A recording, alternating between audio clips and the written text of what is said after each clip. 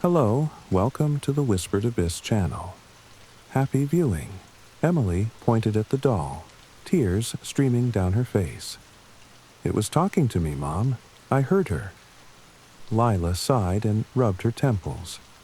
Emily, you're working yourself up. It's just a doll. No, it's not, Emily sobbed. She knows things about me.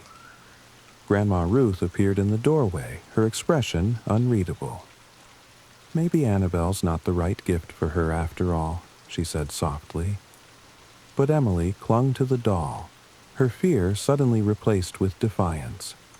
No, she's mine. She's my friend. Lila exchanged a concerned glance with Ruth. All right, let's all get some sleep. We'll talk about this tomorrow.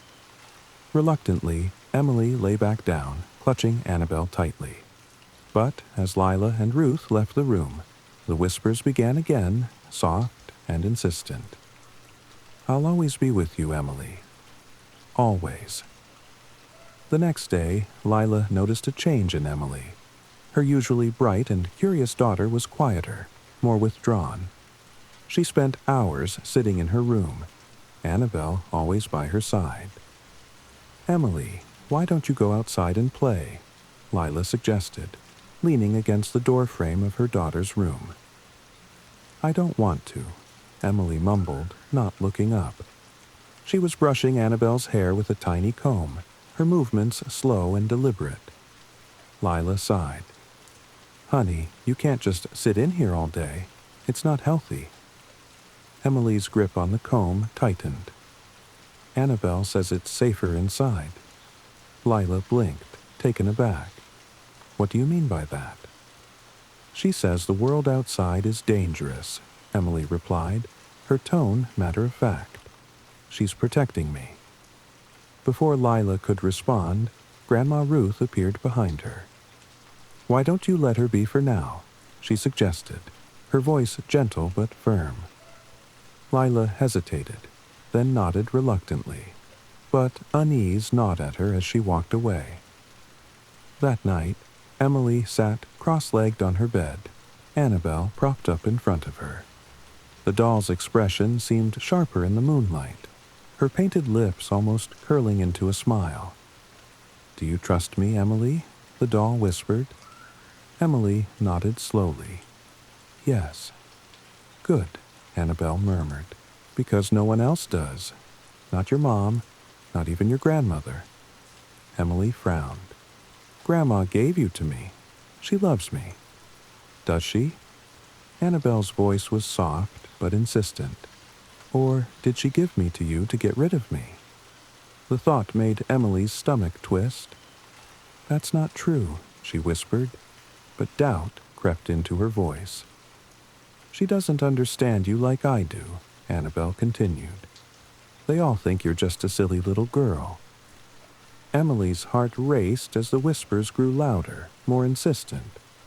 But you believe me, she said, her voice trembling. I do, Annabelle replied. I'll always believe you. The shadows in the room seemed to deepen as Emily stared into the doll's glassy eyes. Somewhere in the house, a faint creak echoed, as if someone or something was moving. Emily clutched Annabelle tightly, her breath quick and shallow. You'll stay with me, won't you? Forever, the doll whispered. Suddenly, the room felt colder. Emily glanced toward the door, which had swung open slightly. Beyond it, the hallway stretched into darkness. Close the door, Annabelle commanded. Emily slid off the bed and crept toward the door, her bare feet silent on the wooden floor. As she reached for the handle, a chill ran down her spine. She hesitated, glancing back at Annabelle. Do it, the doll urged. With trembling hands, Emily closed the door, shutting out the faint light from the hallway. The darkness in her room pressed in around her, and Annabelle's whispers filled the void. I'll protect you, Emily, the doll said. No one will ever hurt you again. But Emily couldn't shake the feeling that it wasn't protection the doll offered. It was control. Lila lay in bed, staring at the ceiling. The house was unusually silent, save for the occasional creak of the floorboards. Something about Emily's behavior nagged at her. "Ruth, do you think that doll is strange?" she asked as she turned to her mother, who was in the guest room across the hall. Ruth raised an eyebrow. "Strange how? It's just a doll, Lila." "She's been acting differently since you gave it to her," Lila said, her voice tight. "She talks to it, says it talks back." Ruth's face darkened. "It's probably just her imagination. Children do that. You're worrying too much." But Lila couldn't shake the uneasy feeling. She got up and padded quietly down the hall to Emily's room. As she reached for the doorknob, a cold draft brushed past her, making her shiver. Inside, Emily was sound asleep, Annabelle cradled in her arms. The doll's glass eyes reflected the faint glow of the nightlight, staring blankly at the door. Lila felt a chill as she stepped closer. Suddenly, Annabelle's head shifted. It was so slight, so quick that Lila thought she might have imagined it. "Emily," she whispered, her voice trembling. Emily stirred and blinked groggily at her mother. "Mom? What's wrong?"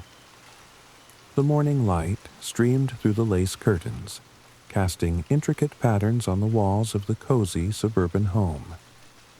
Lila hummed softly as she placed the finishing touches on the dining table. A small but colorful birthday cake adorned with 8 flickering candles. Emily, her daughter, darted around the living room, her pigtails bouncing as she peeked excitedly at the growing pile of presents. "Emily, slow down." "You'll knock over the decorations," Lila called out, laughing. Emily froze mid-step, grinning sheepishly. "Sorry, Mom, but Grandma's almost here, and I know she's bringing something amazing." As if on cue, the doorbell rang. Emily dashed to the door, flinging it open to reveal Grandma Ruth, clutching a neatly wrapped package under her arm. Her wrinkled face softened as she beamed at her granddaughter. "Happy birthday, sweetheart," Grandma Ruth said, bending down to give Emily a hug. "What did you bring me?" Emily asked, her eyes wide with excitement. Ruth chuckled and held up the package. "Patience, dear. Let's sit down first." Once everyone had gathered in the living room, Emily tore into her presents one by one, squealing with delight at each gift. But when she reached Grandma Ruth's box, she hesitated. It was heavier than she expected, and the wrapping paper, a faded floral print, seemed as old as Grandma herself. "Go on," Ruth urged, her tone a mix of excitement and apprehension. Emily carefully peeled back the paper, revealing a doll nestled in a velvet-lined box. It was exquisite, a porcelain face with delicately painted features, auburn curls cascading over a lace dress. The doll's glass eyes sparkled in the afternoon sun. "Her name is Annabelle," Ruth said. Emily cradled the doll, marveling at its beauty. "She's perfect, Grandma. Thank you." But Lila's smile faltered as she studied the doll. "Mom, where did you find this?" Ruth waved a dismissive hand. "It's been in the family for years. I thought Emily might like it." The rest of the day passed in a blur of laughter and cake. But as the sun dipped below the horizon and shadows crept into the corners of the house, Lila couldn't shake the unease that lingered in her chest. That night, as Emily prepared for bed, she placed Annabelle on the armchair in her room. The doll's gaze seemed to follow her every move. "Good night, Annabelle," Emily whispered, tucking herself under the covers. The room fell silent, save for the faint rustle of leaves outside. Emily drifted off to sleep, clutching her blanket tightly. But hours later, she awoke with a start. A faint whisper filled the room, soft and indistinct. She rubbed her eyes, glancing around. Emily. Her heart pounded as she realized the voice was coming from the chair. Annabelle's glass eyes glinted in the moonlight, now staring directly at her. "Who's there?" Emily whispered, her voice trembling. The whisper stopped abruptly, leaving only the sound of her own ragged breathing. She pulled the covers over her head, trying to convince herself it was just her imagination.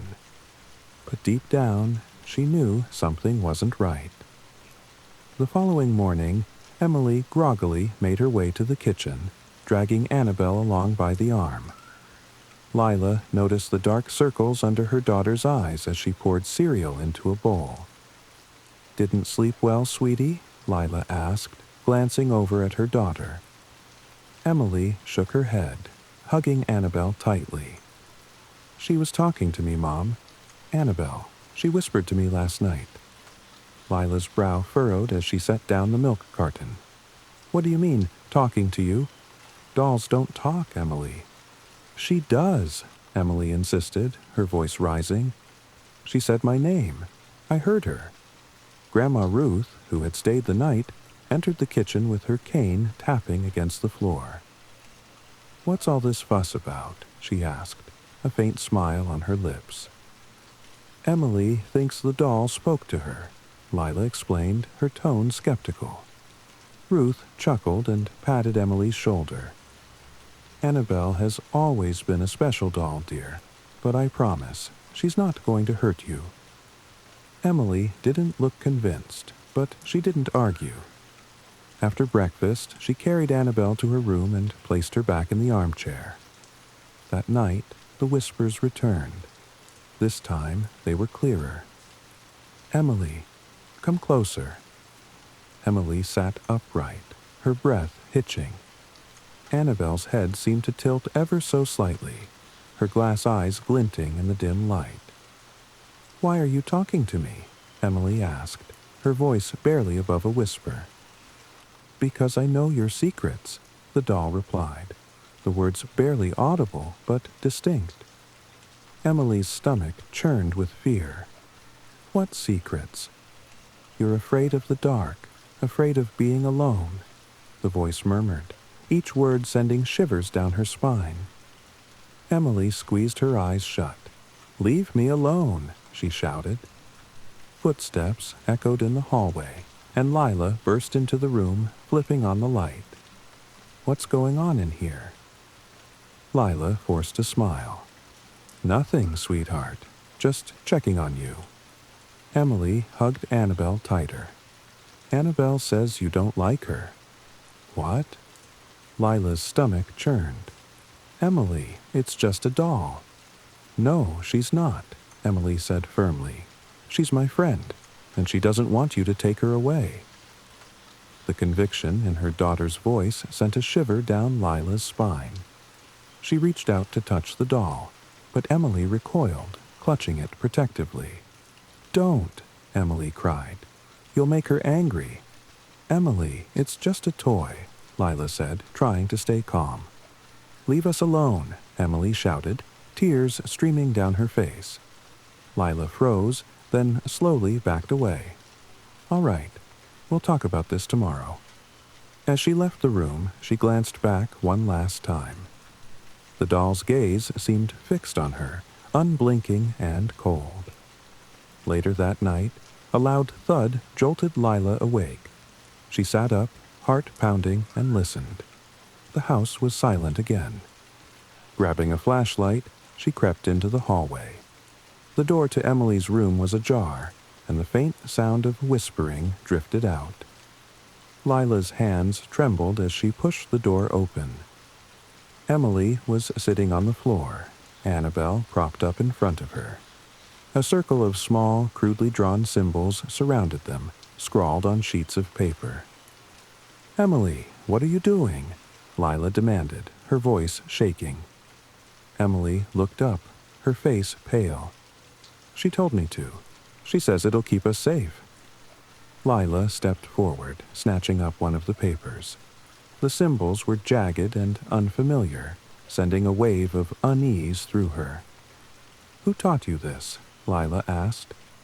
"Annabelle," Emily whispered. "She says bad things are coming." Before Lila could respond, the flashlight flickered and died, plunging the room into darkness. A low, guttural laugh echoed in the room, sending chills down Lila's spine. "Emily, come with me," Lila shouted, grabbing her daughter's arm. "No," Emily screamed, wrenching herself free. "You'll ruin everything." The shadows in the room seemed to move, shifting and twisting unnaturally. Lila stumbled back, her heart racing. "I'm calling for help," she said, her voice shaking. But as she reached for her phone, the door slammed shut behind her with a deafening bang. And then the whispers started again. Lila pressed against the door, heart pounding. The whispers in Emily's room grew louder, a chaotic symphony of overlapping voices that seemed to crawl under her skin. "Emily," she shouted, pounding on the door. "Open this door right now." No response came from her daughter, only the dissonant whispers and occasional low laughter. Lila turned the knob, but it wouldn't budge, as though something on the other side was holding it shut. "Ruth!" she screamed, her voice echoing through the house. "Mom, help me!" Grandma Ruth emerged from her room moments later, her face pale. "What's going on?" she asked, gripping her cane. "It's Emily. She's locked in there with that doll," Lila cried, her voice breaking. Ruth's expression hardened. She leaned her weight on the cane and moved closer. "Step aside." With surprising force, Ruth shoved her cane against the door. The wood creaked and groaned, but it didn't open. "Something's holding it closed," Ruth muttered. Her face was grim, and a flicker of fear passed through her eyes. "What's going on?" Lila demanded. "You knew there was something wrong with that doll, didn't you?" Ruth hesitated, then nodded. "It was a gift I received when I was about Emily's age. It has a history." "What kind of history?" Lila asked, her voice rising. Ruth looked away. "It's said to be cursed, but I thought the stories were just old wives' tales. I didn't think—" The door rattled violently, cutting her off. The whispers turned to a deafening roar, and both women stumbled back. Inside the room, Emily's voice rang out, clear and terrified. "Help me!" Lila's maternal instincts took over. She shoved her shoulder against the door repeatedly, ignoring the pain as the wood splintered. Finally, the lock gave way, and the door flew open. The room was freezing, and a strange, oppressive energy filled the air. Emily sat in the center of the circle, clutching Annabelle. Her eyes were wide with fear, and the tears streamed down her face. "Mom!" Emily cried, reaching out. Lila rushed forward, scooping her daughter into her arms.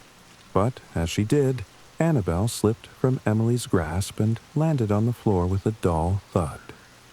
The doll's glass eyes seemed to glint with malice as it lay there, motionless yet menacing. "Don't touch her," Ruth warned, pulling Lila and Emily back. The room seemed to tremble, the shadows on the walls writhing like living things. Annabelle's mouth moved, though her face remained frozen in its porcelain smile. "You can't take her from me," the doll hissed, its voice low and venomous. Lila held Emily tighter, her mind racing. "What do we do?" "We need to destroy it," Ruth said, her voice steady despite the fear in her eyes. "But it won't be easy." The shadows in the room stretched toward them, and the whispers returned, louder and more insistent. Ruth grabbed Emily's hand and pulled her toward the door. "Out of the room, now," Ruth commanded. The three of them stumbled into the hallway. Lila slammed the door shut behind them, her hands trembling. "Destroy it? How do we do that?" Lila asked, breathless. Ruth hesitated. "Fire," she said finally. "We'll burn it, but we need to act quickly before it gains more power." Inside the room, the doll's laughter echoed, chilling them to the bone. "Burn me if you dare," Annabelle taunted. "You'll never be rid of me." The house seemed to grow darker as the three hurried down the hallway, their footsteps echoing against the silence. Lila clutched Emily tightly, her heart pounding in her chest. Ruth moved with surprising speed, her cane tapping rhythmically as she led them to the kitchen. "Mom, are you sure fire will work?" Lila asked, her voice trembling. Ruth turned, her face pale but determined. "It's the only way to sever the connection. That doll feeds on fear. We need to stay strong." Emily buried her face in Lila's shoulder. "She won't let you burn her," she whispered. "She said she'll hurt us." "She's lying," Ruth said firmly, opening a drawer and pulling out a long, rusted lighter. "Evil always lies." Lila hesitated. "But what if you're wrong?" "Do you have a better idea?" Ruth snapped. The harsh tone silenced Lila, and she nodded reluctantly. They gathered firewood from the backyard, piling it into the old brick fireplace in the living room. The flames flickered to life as Ruth lit the wood, the warm glow doing little to dispel the cold dread that hung in the air. "I'll get the doll," Lila said, her voice shaky but resolute. "No." Emily clung to her mother. "Don't go back in there." "I have to, sweetheart," Lila said, gently prying Emily's hands away. "Stay with Grandma." Ruth held Emily close, whispering soothing words as Lila turned and made her way back toward the hallway. The walk to Emily's room felt endless. The air was thick, each step growing heavier as she approached the door. When she pushed it open, the room was darker than it had been before, as though the very walls had absorbed the shadows. Annabelle sat in the center of the floor, her head tilted to one side. The circle of symbols around her glowed faintly, pulsating with an eerie light. "You think you can get rid of me?" the doll hissed, its voice cutting through the silence. Lila swallowed hard, forcing herself to step inside. "You've hurt my daughter enough," she said, her voice trembling but firm. "You're a fool," Annabelle sneered. "I'll never leave her." Lila lunged forward, grabbing the doll by its cold porcelain arm. The instant she touched it, a searing pain shot through her hand, but she didn't let go. The room erupted in chaos. The walls seemed to ripple, the whispers growing into a deafening roar. Lila stumbled toward the door, clutching the doll tightly.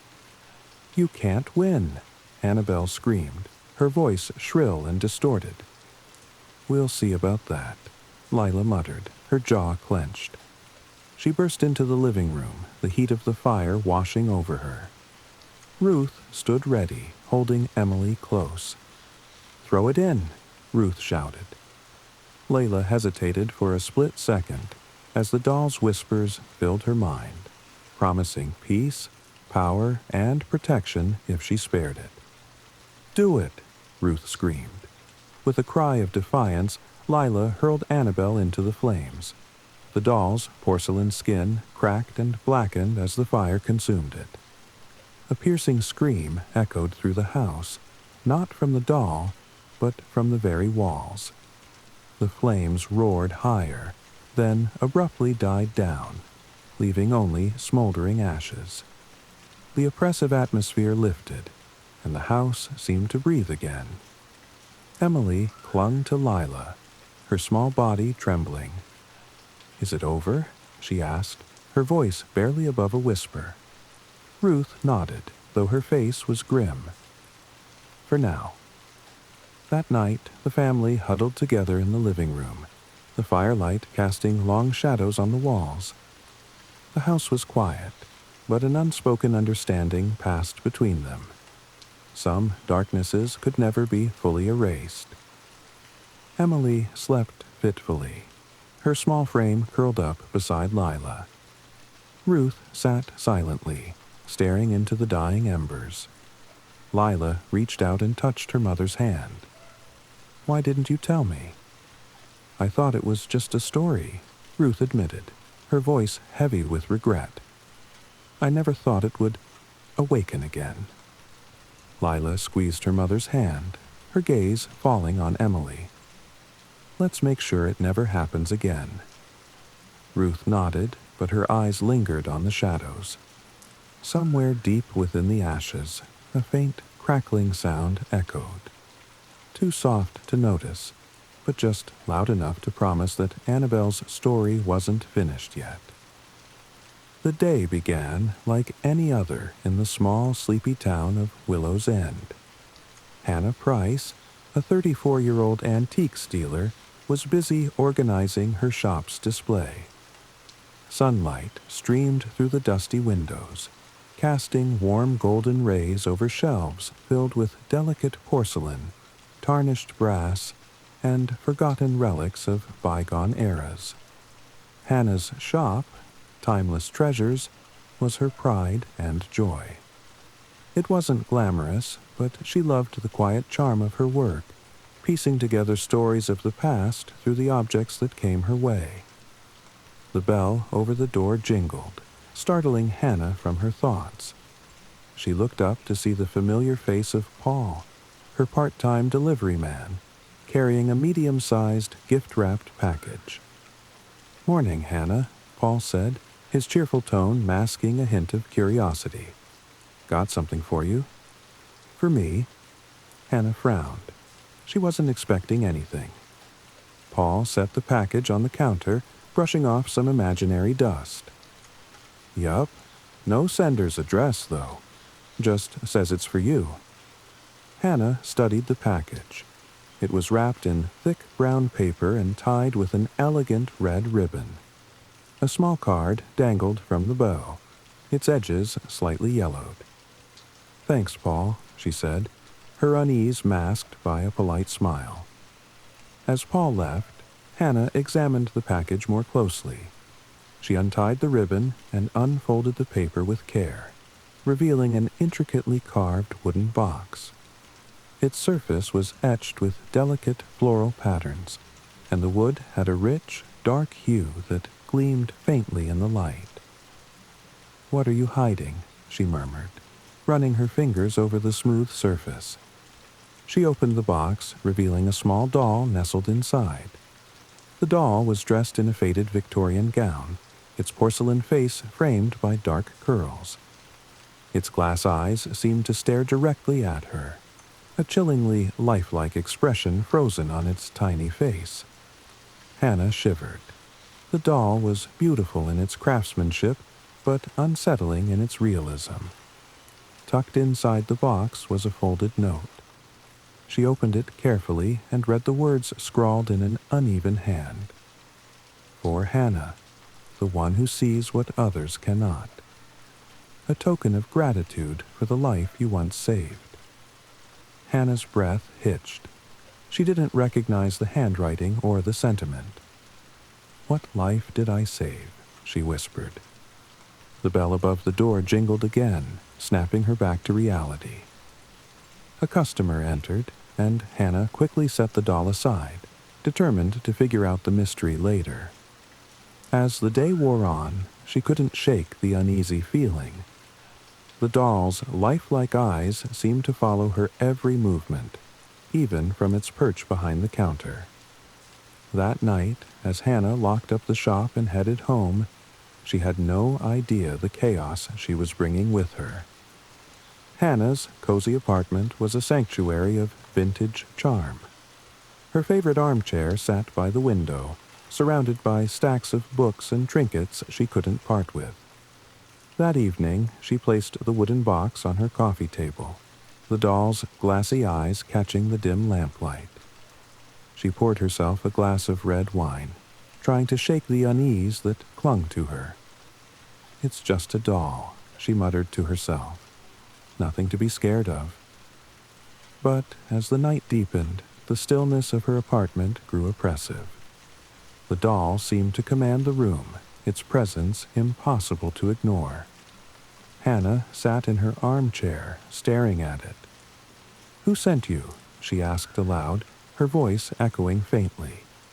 The doll, of course, said nothing. Feeling foolish, Hannah took the note from the box and reread it. For Hannah, the one who sees what others cannot. "What does that even mean?" she muttered. As if in response, a faint, almost imperceptible whisper brushed against her ear. She froze, her breath hitching. "Who's there?" she demanded, standing abruptly and scanning the room. The apartment was silent. Too silent. She turned back to the doll, her heartbeat quickening. It was just her imagination, she told herself.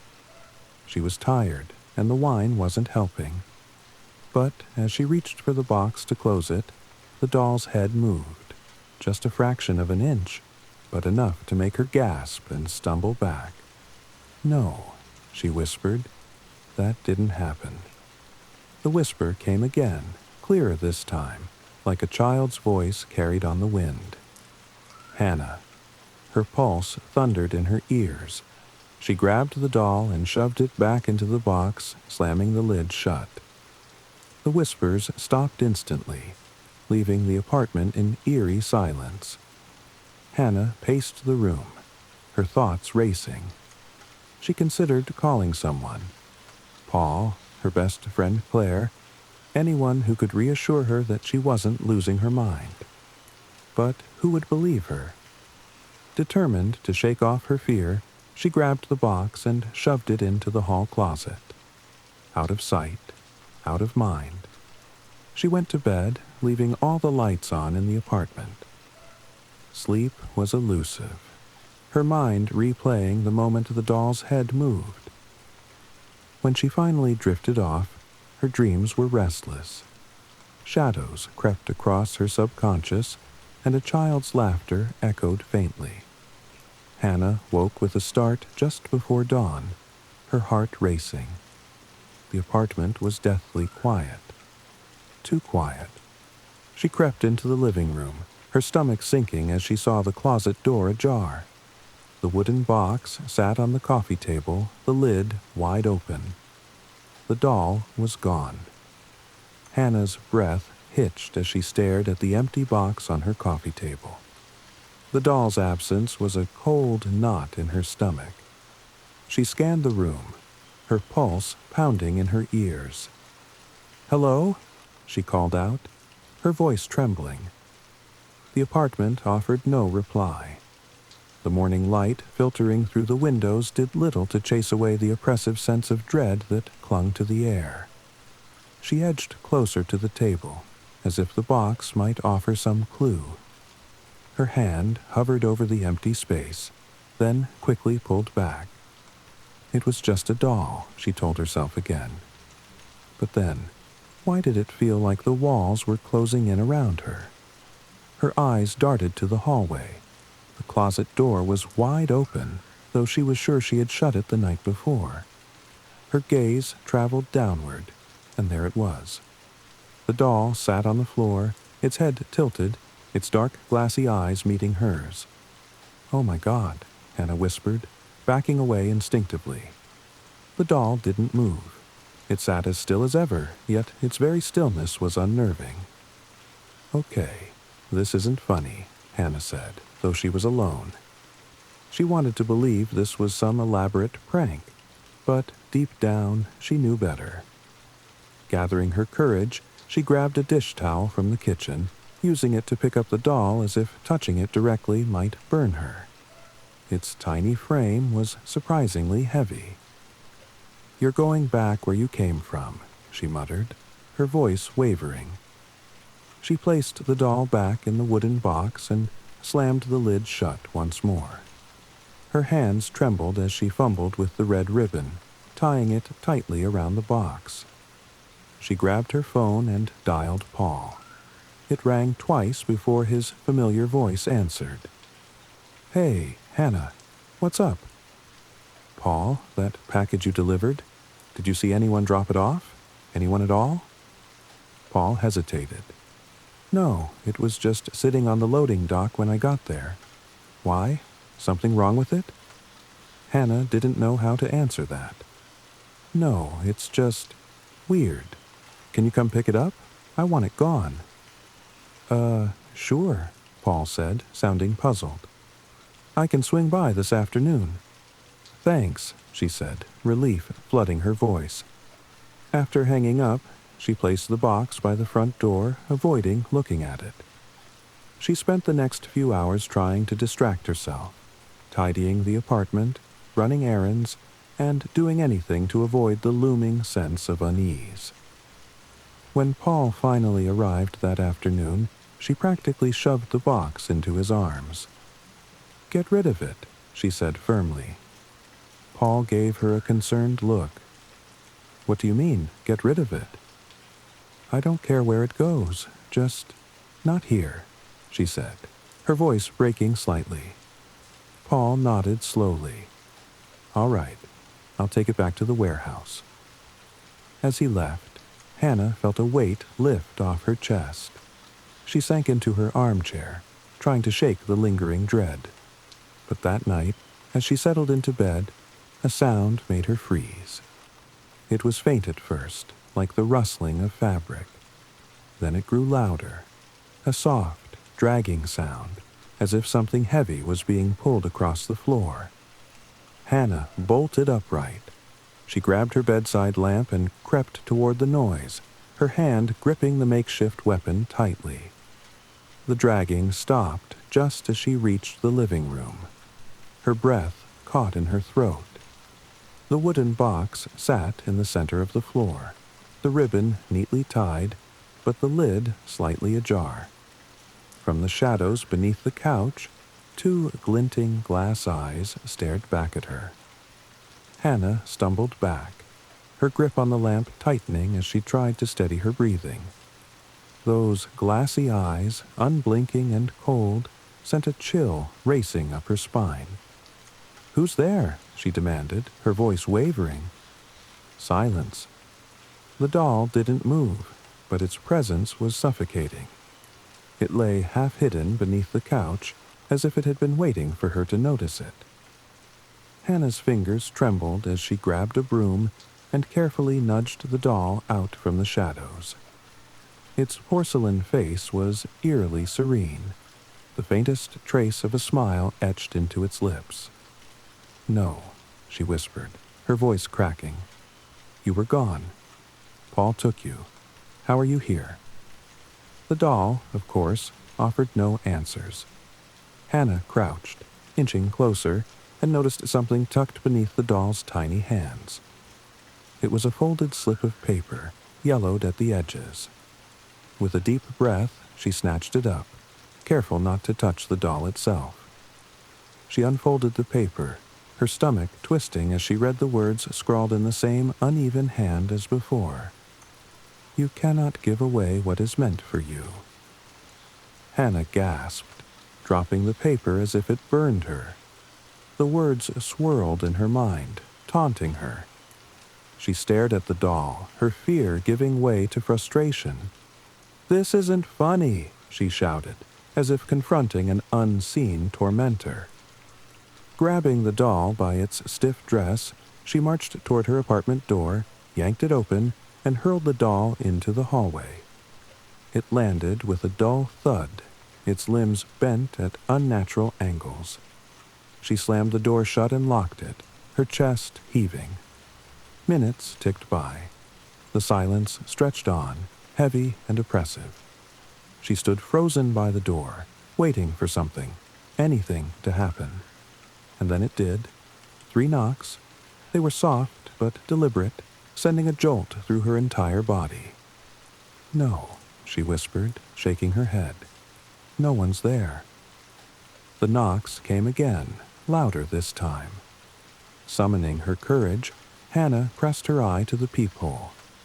The hallway was empty, save for the doll lying exactly where she had thrown it. A laugh escaped her, hollow and brittle. She must have imagined the sound, she told herself, she had to be losing her mind. But when she turned back toward the living room, the lamp in her hand slipped to the floor with a crash. The doll was there. It sat in the middle of the coffee table, its head tilted at a curious angle as if studying her. Hannah screamed. She stumbled backward, grabbing her phone and dialing Paul. "Come back," she shouted the moment he picked up. "It's here again. You didn't get rid of it." "Hannah, slow down," Paul said, his voice calm but wary. "I didn't bring it back. I took it straight to the warehouse, just like you asked." "Then how is it here?" she demanded, her voice rising to a near hysterical pitch. "I don't know," Paul said after a pause. "I'll come over. Just don't touch it." The call ended, and Hannah stood frozen, her eyes locked on the doll. It hadn't moved, but she felt its presence pressing down on her, heavy and inescapable. As she waited for Paul, the whispers began again. Faint, fragmented words floated through the air, too soft to understand, but unmistakably there. The doll's head turned ever so slightly, its lifeless eyes locking onto hers. Hannah backed into a corner, clutching the broom like a lifeline. "Stay away from me," she croaked. The whispers grew louder, merging into a single, chilling phrase that echoed in her ears. "You cannot escape me, Hannah." Hannah's breath came in ragged gasps as the whispered words echoed in her mind, reverberating like a drumbeat. "You cannot escape me, Hannah." She squeezed her eyes shut, willing herself to wake from what felt like a nightmare. But when she opened them, the doll was still there, perched on the coffee table, staring at her with its cold, lifeless gaze. She felt a coldness in the air, a shift, as though the very temperature in the room had dropped several degrees. She glanced around, feeling as if the walls were closing in, the shadows stretching and creeping toward her. "You cannot escape me, Hannah." The words repeated over and over in her head, louder now, like a chant. Her hands shook violently as she picked up the broom, ready to confront the thing that had invaded her life. But before she could move closer, the apartment door creaked open. She spun toward the sound, her heart racing, and there stood Paul, his face pale and filled with concern. "Hannah, what's going on?" he asked, his voice a mixture of confusion and worry. "Get out!" Hannah cried, her eyes wild as she pointed to the doll. "Get out now, Paul. It's not—" Before she could finish, the door slammed shut behind him. Paul turned, his eyes following her frantic gaze to the doll. His face went pale, and he backed away slowly. "What the hell is happening?" he whispered. The doll remained where it was, unmoving, but its presence filled the room like a dark cloud.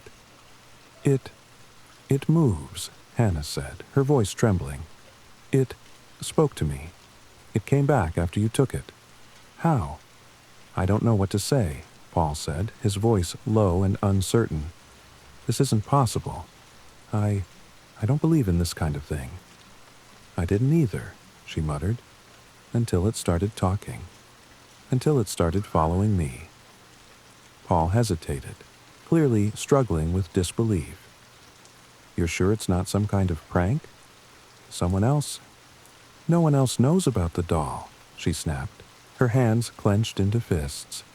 "There's no one but me, and you." The doll's eyes seemed to gleam, almost as if it understood the argument. And, just as Hannah glanced back at it, she noticed something that made her blood run cold. The doll's tiny mouth, ever so slightly, curled into a grin. She gasped. "Oh no," Paul muttered, staring at the doll in horror. "What is that thing?" Hannah couldn't bring herself to look away. It felt like the doll was drawing her in, like it had a power over her. The longer she stared at it, the more its eyes seemed to deepen into an abyss, pulling at something inside her, something dark and unsettling. Suddenly, the doll's voice cut through the air, soft and childlike, yet laced with something sinister. "Hannah, play with me." Paul took a step back. "What the hell was that?" he said, his voice shaking. But the doll wasn't done. It spoke again, louder this time, each word clear and deliberate. "You belong to me now, Hannah. Forever." A chill ran through her, and she stumbled backward, her hands trembling as she clutched at her throat. No, she thought, fighting the panic rising inside her. It can't be real. It can't be real. But as the doll's voice filled the room, all she could hear was its command, echoing in her mind, pressing into her thoughts like a vice. She couldn't escape it, no matter how hard she tried. "Hannah, we need to get rid of it," Paul said, his voice tense. "We need to burn it. Or—" Hannah didn't hear the rest of his words. All she could focus on were the doll's eyes, fixated on her, unblinking, unyielding. And then the lights flickered. Suddenly, the room seemed darker. The shadows twisted, growing longer, stretching across the floor and up the walls. The air felt thick with an oppressive weight. The whispers returned, louder now, swirling around them like a storm. "Hannah, play with me, forever." A surge of terror flooded her chest. The doll's face seemed to twist, its smile widening as if it reveled in her fear. And then, as if sensing her desperation, it began to move, slowly, deliberately, inch by inch, its tiny porcelain legs creaking as they dragged it across the table. "No," Hannah breathed, her legs unsteady beneath her as she backed away. "No, no, no." The doll's tiny fingers twitched. The room seemed to close in, the walls pressing in around her like a cage. The whispers grew louder, more insistent. She couldn't breathe. Paul stood frozen, his gaze fixed on the doll as if he too had fallen under its spell. "Hannah." The voice was soft, but it carried with it an undeniable command. "Come to me." Hannah's heart pounded in her chest as the doll's movements became more deliberate. The whispers, once soft and distant, now consumed the air around her, pressing in on her mind, suffocating her. "Come to me." The voice beckoned again, this time with a tone of authority, as if it were an unavoidable truth. Her eyes darted to Paul, but he remained paralyzed, his face pale and distant. He wasn't just frightened, he was mesmerized. "Paul," she cried, reaching out toward him, but her voice seemed to be lost in the whirlwind of whispers. "Snap out of it." But Paul's gaze was fixed, unwavering. He didn't respond, his eyes wide, his mouth slightly agape. He was no longer himself. He was lost in the presence of the doll. Hannah turned back to face the creature that had haunted her life for so long. The doll, now perched on the edge of the table, sat eerily still, its tiny body bathed in a faint, unnatural light. The porcelain eyes gleamed, reflecting a twisted version of the world around it. She felt a tightness in her chest. Every instinct screamed at her to run, to flee from the nightmare that had overtaken her apartment. But her body wouldn't move. It was as if the air itself was thick with something she couldn't escape. The doll's voice was louder now, almost deafening, as it repeated its sinister chant, "Play with me, Hannah. Forever, forever." It was more than a voice. It was a pull, an undeniable force that seemed to bind her, to ensnare her every thought, every feeling. She felt it pressing against her chest, dragging her toward the doll. She wanted to scream, to break free, but her body felt as though it were made of stone, heavy and unresponsive. "Why?" Hannah whispered, her voice barely audible over the rising clamor of the doll's whispers. "Why me?" The doll's smile widened. Its porcelain face cracked, the jagged lines splitting across its once perfect features like a grotesque grin. "Because you opened the door," the voice answered, this time not in a whisper, but in a cold, mocking tone. "You invited me in. You brought me back." The memories flooded her mind in an instant. The accident at the antique shop, the strange letter, the first time she'd touched the doll. Had I known? Was I meant to find it? A flicker of defiance sparked inside her. Number. She wouldn't let it control her. She wouldn't let it win. With every ounce of strength, Hannah forced herself to move. Her legs were heavy, like lead, but she staggered forward toward the doll. She had to end this. She had to get rid of it. She grabbed the broom from the corner, clutching it like a weapon. Her hands shook, but she didn't stop. She swung the broom at the doll, knocking it off the table. It tumbled to the ground, but as it hit the floor, it shattered into 1,000 pieces. Hannah gasped, falling back as she watched the porcelain shards scatter across the floor. But then, before her eyes, the pieces began to move, shifting and wriggling like some grotesque puzzle.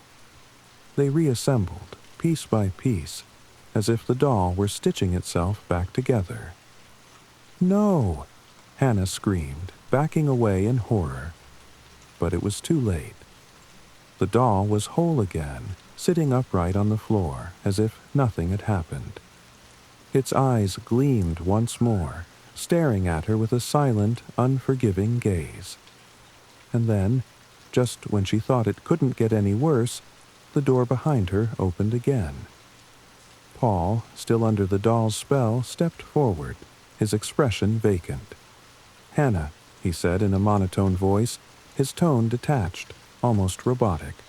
"It's too late." "No," she cried, feeling the final threads of hope slip away. "Paul, please, don't." But it was no use. The doll's power had already claimed him. He stepped toward her, his movements slow and deliberate, as if he were being controlled. "Paul, fight it," she screamed, but he didn't respond. The doll's voice returned, soft but insistent. "Come to me, Hannah. We are meant to be together." Her head swam, and she stumbled backward. Her vision blurred, the room spinning around her. The walls seemed to close in, and she couldn't breathe. And then, as if in answer to her deepest fear, the doll spoke one last time, its voice like ice cutting through the air. "Your soul is mine." Hannah closed her eyes, the weight of the world pressing down on her chest, her mind spiraling into darkness. The darkness was suffocating, swallowing her whole. The room around her faded into an indistinct blur, like a dream turning to smoke. She couldn't move, couldn't speak, couldn't breathe, just trapped in a void. The whispers that had haunted her for so long now faded into a deafening silence, leaving her alone with the terrifying truth that the doll had won. "Your soul is mine." The words echoed through her mind like a drumbeat, relentless and final. Hannah could feel herself slipping away from everything that had once been familiar and safe. Her fingers tingled, and a strange warmth washed over her, like a comforting embrace. But it wasn't comforting. It was a trap. Number. The thought flickered in her mind, a fragile ember of defiance. She wasn't dead yet. She still had a choice. Hannah opened her eyes, and the world slowly began to come back into focus. She was no longer in the apartment, but in a strange, dimly lit space, a hollow void that seemed to stretch forever in all directions. It was as if she was no longer tethered to reality, caught between the world of the living and something darker. The doll stood in front of her, its porcelain face twisted into a grin that sent chills down her spine. Paul stood beside it, his eyes glazed, empty, his body stiff and lifeless. The doll had taken him. It had taken them both. "Welcome to your new home, Hannah," the doll whispered, its voice almost sweet now, coaxing her into submission. "This is where we'll be forever." But this time, Hannah didn't listen. She fought against the force pulling at her, reaching deep within herself to find the strength to fight back. Her breath came in short bursts as she struggled to move. The doll tilted its head, watching her with cruel amusement. "You cannot escape me." "I can. I have to." In that moment, everything shifted. The weight on her chest, the suffocating darkness. Suddenly, it wasn't as heavy. It wasn't as real. It was an illusion. She had spent so long listening to the whispers, to the demands, to the terror the doll had placed inside her mind. But now she understood. The doll was nothing more than a puppet, an entity that fed on fear, on the weakness of those it controlled. But fear could be fought. Fear could be conquered. "Get away from me," Hannah shouted, her voice stronger than it had been in days. The doll's eyes narrowed, its smile flickering. "You cannot stop me." But this time, it was not the doll's power that controlled her. It was her own. She had fought for so long, clawing at the edges of this nightmare, and now she saw it clearly for what it was. A game. A game the doll had played with her, but one she could finally end. With every ounce of strength, Hannah surged forward, pushing herself away from the suffocating grip the doll had on her. Her hands reached for the broken pieces of the broom that had fallen to the floor when the doll had been knocked off the table. The doll shrieked as she gripped one of the jagged shards. "No, Hannah, you belong to me." But she wasn't listening. She swung the shard at the doll with all her strength. The doll flinched, but the piece of porcelain passed right through it, shattering into 1,000 pieces. A shriek of rage filled the air, the walls around her cracking and splintering as the doll's power crumbled. Hannah's vision blurred for a moment as the doll seemed to implode, its once perfect body breaking apart and scattering into the empty space. She gasped for air, her body shaking with the effort. And then, just like that, the void was gone. The shadows receded, and the walls of her apartment reappeared around her. The doll was gone. Paul collapsed to the floor, his eyes snapping back to their usual clarity. He blinked in confusion before looking up at her, his face full of concern. "Hannah, what just happened?" Hannah stared at him, trembling, but a sense of relief washed over her. She had done it. She had broken the doll's hold. "I don't know," she whispered, barely able to find her voice. "But we need to leave. We need to burn it. Burn everything." Paul nodded without a word, his expression grim. He helped her to her feet, his hands steady as they grabbed what little they had left. As they walked toward the door, Hannah glanced at the spot where the doll had once sat. Nothing remained but the faintest echo of its presence, a memory lingering like a shadow in the corner of the room. She couldn't shake the feeling that it wasn't truly over, but for now, it was enough. They left the apartment together, their footsteps echoing in the silence of the night. The doll was gone, but its whisper still lingered in the back of Hannah's mind, a reminder that some games could never truly be won. It was a cold autumn morning when Maria received the package. It had appeared on her doorstep with no note, no return address, just an innocuous brown box that seemed too small for the weight it carried. She had almost ignored it, the mundane rhythm of her day urging her to move on. but there was something about the box that caught her attention. The polished cardboard, the faint, odd smell it gave off. It was as if it had been waiting for her, calling her to open it. Reluctantly, she crouched down and lifted it, the heaviness of it surprising.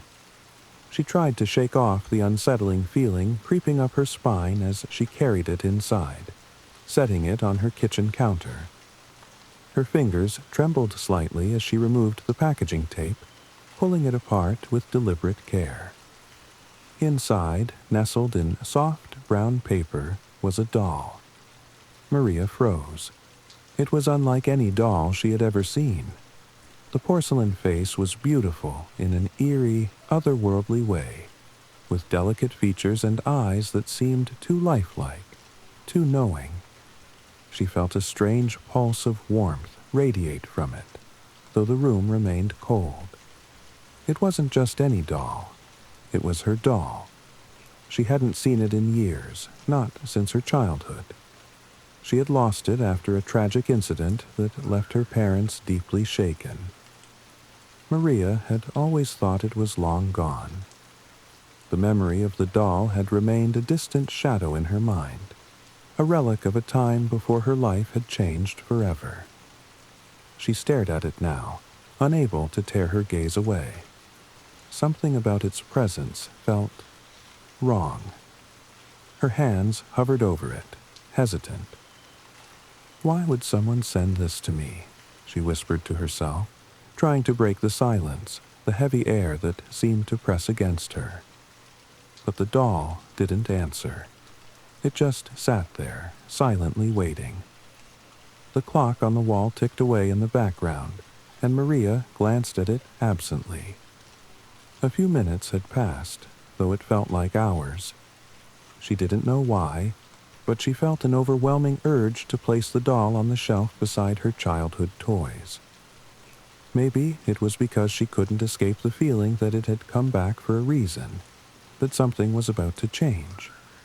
She could have thrown it out, given it away, but for some reason she didn't. Something inside her wanted to keep it. And with that decision, Maria unknowingly crossed a line. That night, Maria lay in bed, staring up at the ceiling, unable to sleep. The room felt colder than usual, though the heating had been on. She turned over, her eyes drawn instinctively to the shelf where the doll now sat, perfectly still, its dark eyes gleaming in the dim light of the night lamp. The room was otherwise quiet, but Maria could swear she heard something faint, whispering. At first, she thought it was her imagination, or maybe the wind rustling outside. But the whispering continued, soft and unintelligible, like a voice too far away to understand clearly. Maria's heart rate quickened. She rolled over, her eyes fixed on the doll, almost as if drawn to it. There it sat, unmoving, but somehow more sinister than before. The whispering grew louder, filling the room with a palpable presence. It sounded like someone was right next to her, speaking in low, hushed tones. But there was no one there. Maria. Her breath caught in her throat. The voice was her name, unmistakable, clear. But it didn't belong to anyone she knew. It was colder, deeper, almost as if it were coming from within the walls themselves. She shot up in bed, her body frozen in fear. The room felt different now. It felt alive, as if the air had thickened, pressing against her chest, making it hard to breathe.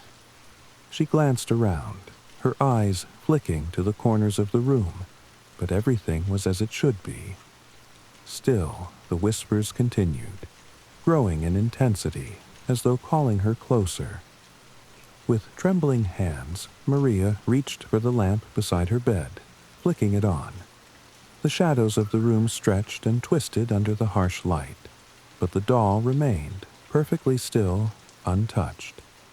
The whispers stopped. The silence that followed was deafening. Maria let out a shaky breath, but the unease lingered. She glanced at the clock. 3:17 a.m. She didn't know what had just happened, but she could feel a deep, unsettling connection to the doll that hadn't been there before. Suddenly, her phone buzzed on the nightstand, breaking the silence. She picked it up with haste, grateful for the distraction. It was a message from her childhood friend, Sophie. "Maria, did you ever get that doll back?" The message made her stomach tighten. How could Sophie know? "I think it's in my house." "Why?" Maria replied, her fingers stiff as she typed. The reply came swiftly. "It's not just a doll. There's a reason you lost it. I've been trying to get a hold of you, but it's been hard to reach you. Do you remember what happened with it?" Maria stared at the message, her pulse quickening.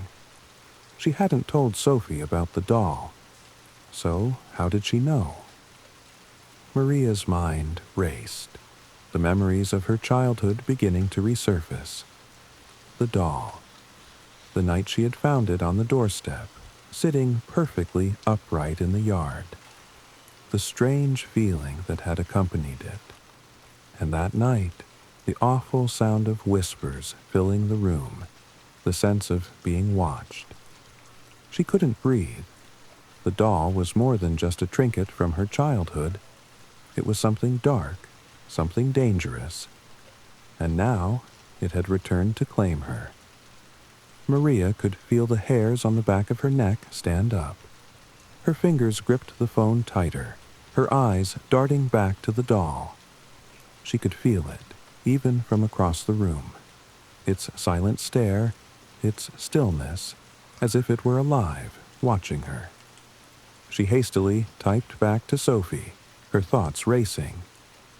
"Sophie, what do you mean? What happened to it?" Her heartbeat thudded in her chest as she waited for Sophie's reply. The room seemed to close in around her, the walls pressing tighter with each passing second. Sophie's reply was nearly immediate, but it was as if Sophie had been waiting for this question all along. "Maria, listen to me. The doll, it's cursed. You don't remember, but I do. It was a long time ago, but we were both kids. That night you found it. You disappeared. For days. We thought you were gone for good. I thought it was all just a nightmare, but then I saw it again. The same doll. It was in the basement." Maria's breath hitched. "What are you talking about? I was never—" Before she could finish, Sophie sent another message. "I don't want to scare you, but I know what happened. You were taken by the doll. That's how you disappeared. And that's why you've been feeling it. It's not just a toy, Maria. The doll has a hold over you. It always has." Maria felt a cold sweat break out across her forehead. She was shaking now, the words on the screen too much to process. "The doll has a hold on you." Those words circled in her mind, each one growing heavier than the last.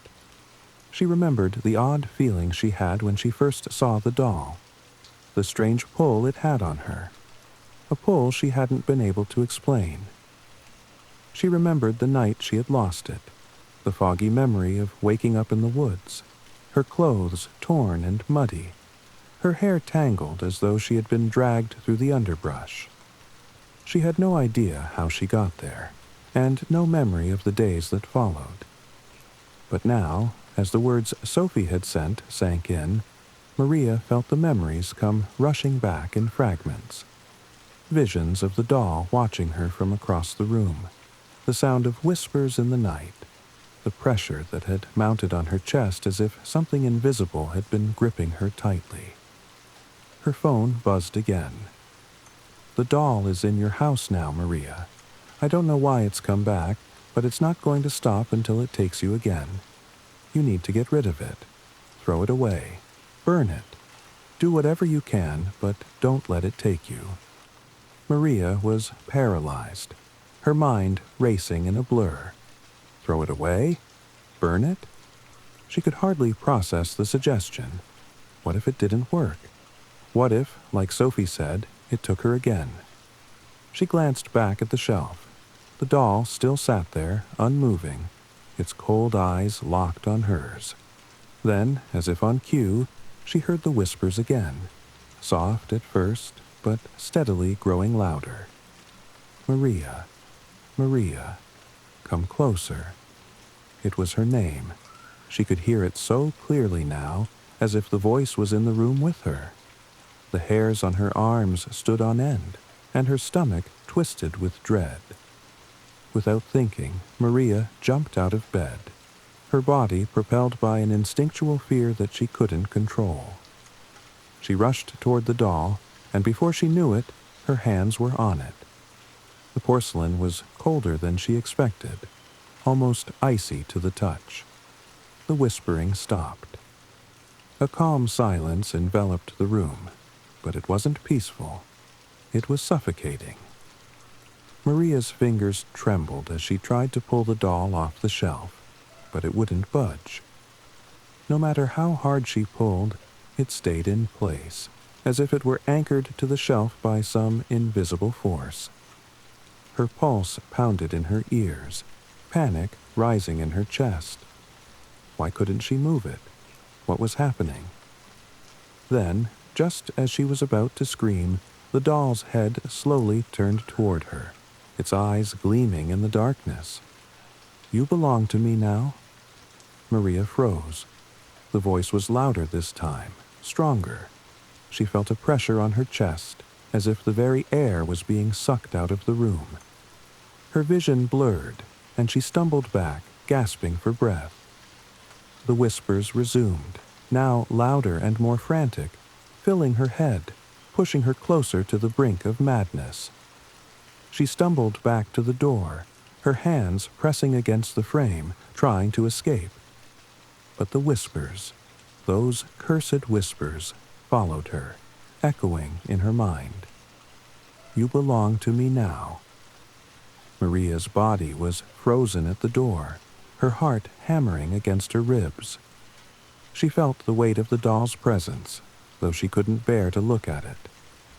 The whispers seemed to slither around her, crawling into her ears, filling her mind with an overwhelming sense of dread.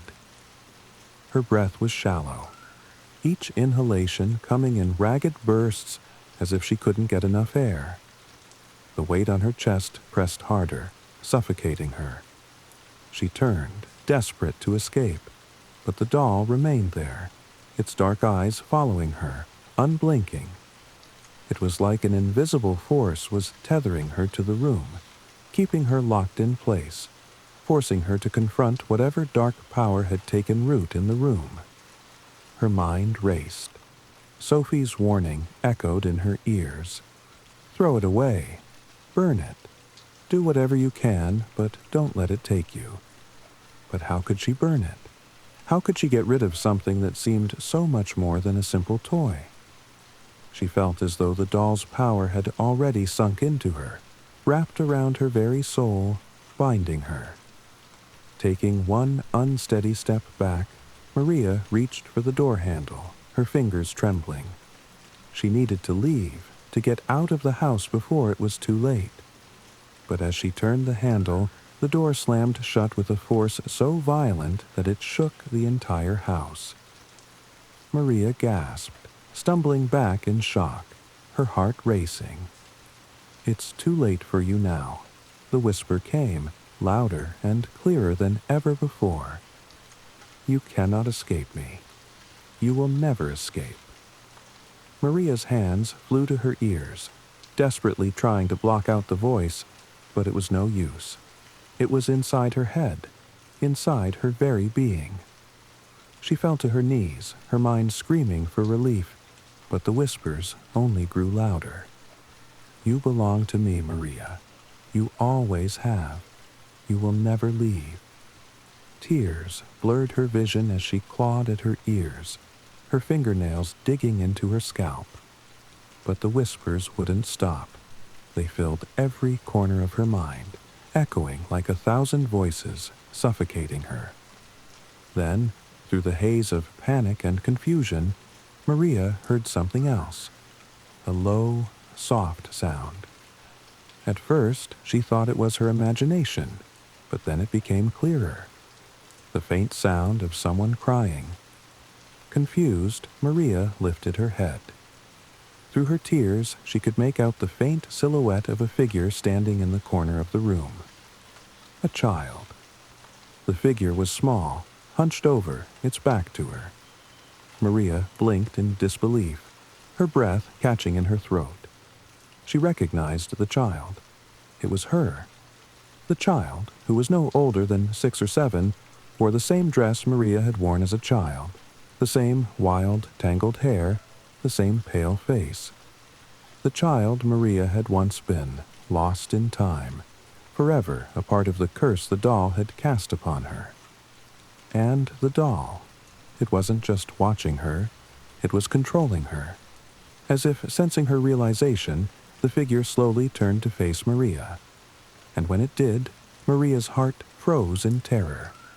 The child's eyes were not human. They were dark, hollow pits, eyes just like the doll's. The child spoke, its voice echoing with the same cold, empty whisper that had plagued Maria's every moment. "You are me, Maria, and I am you. We are the same, forever." Maria's blood ran cold as the room spun. She could feel the child's presence growing closer, the doll's curse wrapping itself around her even tighter. She tried to scream, to run, but her body was no longer her own. Her mind screamed for release, but her limbs refused to obey. "You belong to me, forever." Maria's mind spun as the doll's cold whispers tangled in her thoughts, the child's hollow gaze burning into her. She struggled to move, her body betraying her, frozen under the weight of the curse. Every part of her being screamed to escape, to run, but the whispers were all-consuming, suffocating her will. The child's eyes, dark and endless, reflected the same emptiness that filled the room. The doll. It was more than just a toy. It had some unnatural power, something ancient and cruel that tied Maria's very soul to its own. She could feel it, deep inside her, a coldness gnawing at her, dragging her under like quicksand. "You will never escape," the child whispered again, its voice a twisted version of Maria's own thoughts. "We are the same. You can never outrun yourself." The words felt like a blade in her chest. She could barely breathe. Every memory of her childhood, every moment of happiness, every second of her life seemed to vanish, swallowed by the doll's curse. It wasn't just the doll she had to fight. It was the very essence of herself that it had claimed, that it had twisted into something dark and unnatural. But deep within the depths of her mind, something stirred. A flicker of resistance, something long buried, something that had been dormant for years, awakened. Maria remembered what Sophie had said. "You were taken by the doll. It's not just a toy. You need to fight it, Maria. You need to fight to take back your life." With every ounce of strength, Maria reached inside herself, pushing past the weight of the curse, reaching for something she hadn't felt in so long: hope. Hope was a fragile thing, but it was there, and it was enough. "I don't belong to you," Maria thought, pushing the words out through the suffocating fog in her mind. "I am not you. I am me." For a moment there was silence. The whispers stopped. The room grew still, and Maria's heartbeat thundered in her chest. She gasped for air, as though she had been freed from a chokehold, her breath coming in jagged, desperate gasps. The child, the doll, moved, but not toward her. Instead, it shrank back, as if recoiling from some unseen force. The cold weight in the room lifted, just a little, and Maria, for the first time in what felt like forever, felt a flicker of control return to her body. Her fingers trembled as she reached out again, and this time She could feel the doll's presence in her hands, but it wasn't pulling her in. It was weaker. She was stronger. With every bit of will she had left, Maria gripped the doll and yanked it from the shelf. It didn't fight back this time. It didn't resist. The porcelain was warm in her hands, almost alive, but Maria could feel the shift. She wasn't being consumed by it anymore. She was in control. But that didn't mean the battle was over. "You cannot get rid of me," the voice echoed again, though it seemed weaker this time. "I am part of you. You can never be free." Maria felt a surge of defiance. She could feel the dark presence of the doll seeping into her, its whispers clawing at her thoughts, but it was fading, retreating as she refused to give in. And then she remembered Sophie's words once more. "Burn it." The word echoed in her mind like a mantra. Burn it. Maria's fingers tightened around the doll. The whispers were fading, but she could still hear them, still feel them, lingering like smoke in the air. Her chest tightened, but she didn't waver. The doll had held her captive for so long, but it was time to end it. She turned, walking toward the small fireplace in the corner of the room. Her hands were steady now, her grip firm. The doll felt heavier as she held it in front of the flames, but she did not hesitate. Without another thought, Maria dropped the doll into the fire. The fire crackled as the porcelain doll hit the flames. For a moment, Maria felt a strange sense of satisfaction. The doll, its empty eyes still haunting her, was now within the reach of the consuming fire. She could hear the soft hiss of the material beginning to melt, the faint scent of burning wax and fabric filling the air. She watched, transfixed, as the doll began to disintegrate. The flames licked the edges of its body, curling the edges of the delicate porcelain until the doll's features, its face, its cold, unblinking eyes, became indistinct. But then something strange happened. The fire flickered for a split second, almost as if it had been stoked by some unseen force. The air grew heavier. The flames surged higher, casting erratic shadows across the room. Maria stumbled back, her heart racing, a sudden panic rising in her chest. "No," the whispers hissed, louder now, frantic. "You cannot destroy me." The flames roared, seeming to feed off her fear. The room grew colder as a shadowy presence seemed to manifest, creeping along the walls. Maria's blood ran cold as the whispers began to distort, rising in pitch and becoming unintelligible, a cacophony of voices. In the midst of the chaos, Maria realized what was happening. The doll wasn't just trying to consume her, it was trying to take her soul. "You belong to me," the voices sang in unison, twisting in a sickening harmony. "You are mine." Maria's vision blurred as the heat from the fire became unbearable. Her body screamed for escape, but her legs felt paralyzed. She couldn't move. Her mind screamed in protest, fighting back the encroaching darkness. She was trapped. There was no way out. And yet, in the midst of the overwhelming noise, the flickering flames and the growing cold, something in Maria shifted. She had been under the doll's curse for too long. She had been consumed by its whispers, by its power. But she was not just the child it had once claimed. She was stronger now. She was fighting back. As the heat from the fire reached unbearable levels, Maria reached down into herself, grasping for the final shred of resistance that had been buried beneath the weight of the curse. She needed to be free. With a cry of defiance, Maria reached for the flames. And then, something unexpected happened. The fire shifted. The flames turned from red to a bright, almost blinding white. The voices grew louder, but Maria's will was stronger now. She held on, her fingers trembling but firm. The fire seemed to twist, curling away from the doll, spiraling upward like a vortex. The whispers stopped. For a brief moment, there was nothing but silence. Maria blinked, disoriented, her heart racing. She looked down at her hands, now gripping nothing but air. The doll was gone. The fire had consumed it completely. The room felt lighter, the oppressive weight lifting from her shoulders. The coldness in the air had disappeared, leaving only the warmth of the hearth. The whispers were gone, and Maria's thoughts felt clearer, unclouded for the first time in what felt like an eternity. She collapsed to the floor, exhausted but free. Maria lay on the floor, her chest heaving with the effort of breathing. The adrenaline had faded, leaving behind only the overwhelming sense of relief. She was alive. She had broken free.